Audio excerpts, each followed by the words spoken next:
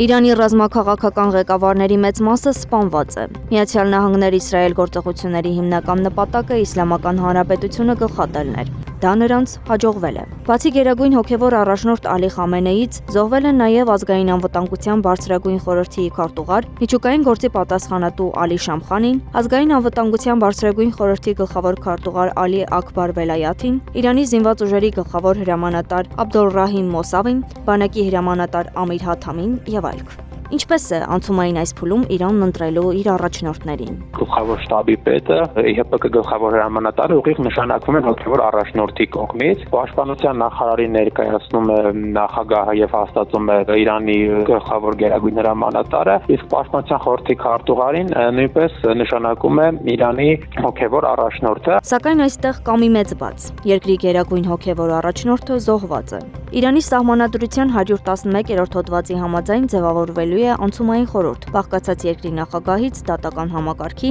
եւ սահմանադրության պահապանների խորհրդի անդամներից։ Երկրի ազգային անվտանգության գերագույն խորհրդի քարտուղար Ալի Լարիջանին արդեն հայտարարել է, առաջնորդը շուտով կընտրվի, իսկ մինչ այդ կձևավորվի առաջնորդական նոր խորհուրդ, կամ այսպես ասած, բանիմացների խորհուրդ։ Բանիմացների խորհուրդը այդ խորհուրդն է, որ ընտրվում է ժողովրդի կողմից, ուղղակի եւ գաղտնի քվեարկության արդյունքում եւ մեկ օրակարգով ասպարվում ճշտել գերագույն առաջնորդին, այսինքն անձը ճշտել գերագույն առաջնորդության համար։ Բայց այս պահին դեռ այլ հայտարարություն չկա, թե երբ է հրավիրվելու փորձագետների ժողովը։ Սակայն ըստ տարածվող տեղեկությունների Ալի Խամենեին հոգ է տարել իր իրավահաջորդի ու երկրի նոր ռազմաքաղաքական ղեկավարության մասին։ Նաև շրջանառվում էր Ալի Լարիջանի անունը, ով լինելու էր համակարգողի դերում այդ ժամանակահատվածում, այսինքն դեռ չպետք է բացառենք, որ հնարավոր է Ալի Լարիջանին այս ընթացքում իրականացնի համակարգողի դեր, մինչև որ կհրավիրվի փորձագետների ժողով եւ նրանք էլ կընտրեն երկրի նոր հոգևոր գերագույն առաջնորդ։ Իրանագետ Էմա Բեգիջանյանի կարծիքով նոր հոգևոր առաջնորդի ընտրությունը վաղ տեղի չի ունենա։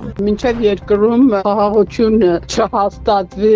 կամ առնվազն որոշ չափով հրադադար չլինի, դա տեղի չունենա։ Ամեն դեպքում երկրի ռազմաքաղաքական ղեկավարության ընտրությունը կախված է նաև մի քանի սցենարներից, կարծում են իրանագետները։ Օրինակ, երկրի տարբեր հատվածներում զանգվածային բողոքի ակցիաների առաջացումը կամ հոգևոր առաջնորդի բացակայության պայմաններում Իրանում պետական համակարգի փոփոխությունը։